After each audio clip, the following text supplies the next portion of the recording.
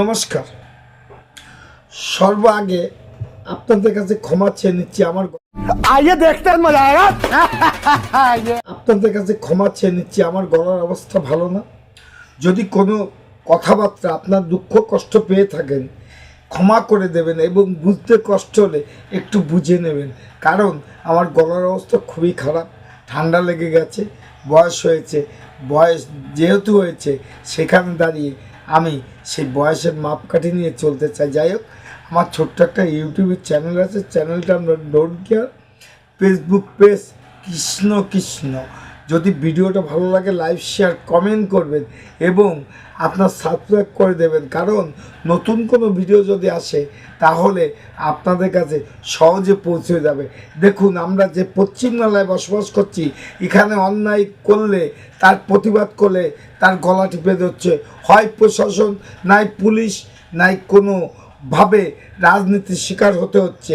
সেখানে দাঁড়িয়ে আমার একটা বক্তব্য, আমরা যারা তারা কতদিন মুখ বুজে থাকব এবং আমরা কত অত্যাচারিত হব। এবার অত্যাচারের সীমাটা কত দূরে চলে যাচ্ছে আর কিভাবে আপনারা আমাদের প্রতি অত্যাচার করছেন তার কিছু প্রমাণস্বরূপ আপনাদের সামনে ভিডিও রাখছি। দেখুন ভিডিও, অত্যাচারের সীমা। পুলিশকে অ্যাজ এ মেসেঞ্জার হিসেবে কাজে লাগাই। তারা আমাকে বলে যে পুলিশ তাদের বাড়িতে গিয়ে ধমকেছে। পুলিশকে মেসেঞ্জার হিসেবে কাজে লাগান? কে আপনাকে সাহস দিয়েছে?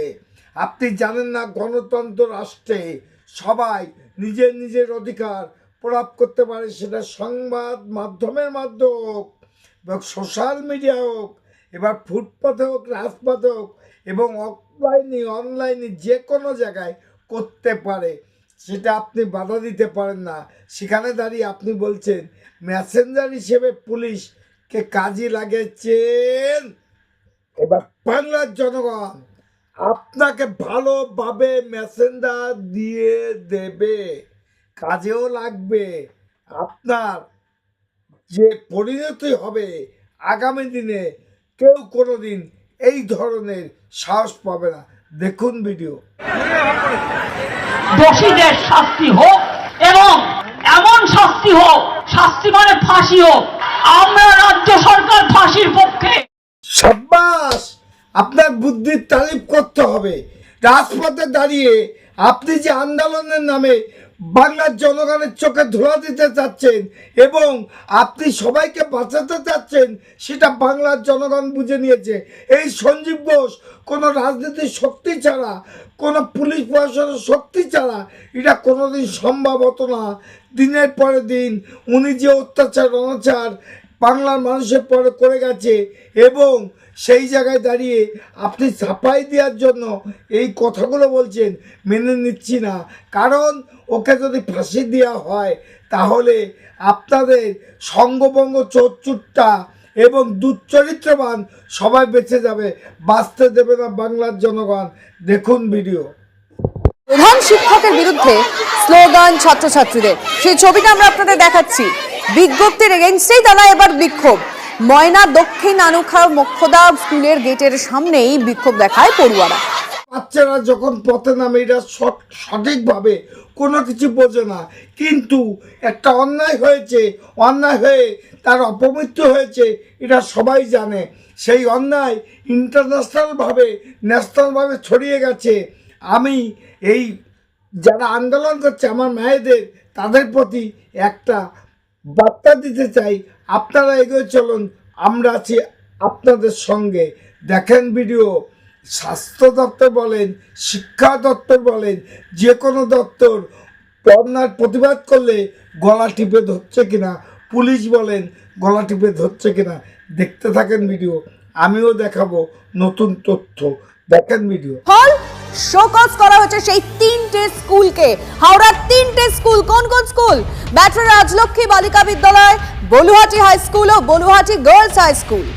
গতকাল শিক্ষক ও শিক্ষক শিক্ষিকা ছাত্রছাত্রীদের নিয়ে স্কুলের সময় মিছিল করার জন্য কিছু করতে পারবেন না।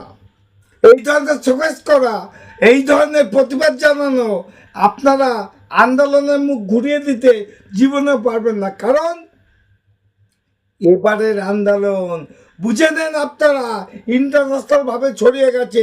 অতএব 2-4টে স্কুলে নোটিশ পাঠিয়ে এই আন্দোলন কোনোদিন বন্ধ করা যাবে না। সপ্তাহ পরে সপ্তাহ, দিনের পরে দিন আপনারা যে অত্যাচার করে গেছেন আমাদের প্রতি, সেই অত্যাচারের সময় এসছে উত্তর দেওয়ার জন্য। দেখেন ভিডিও, ভালো লাগবে আশা করি। এই সমস্ত অপদার্থ কর্মকাণ্ডর সঙ্গে আপনারা কিভাবে জীবনযাপন করবেন সেটা আগামী দিনে ভেবে দেখুন। বলে দিতে কি হচ্ছে, সঞ্জয়কে কবে থেকে চিনতেন?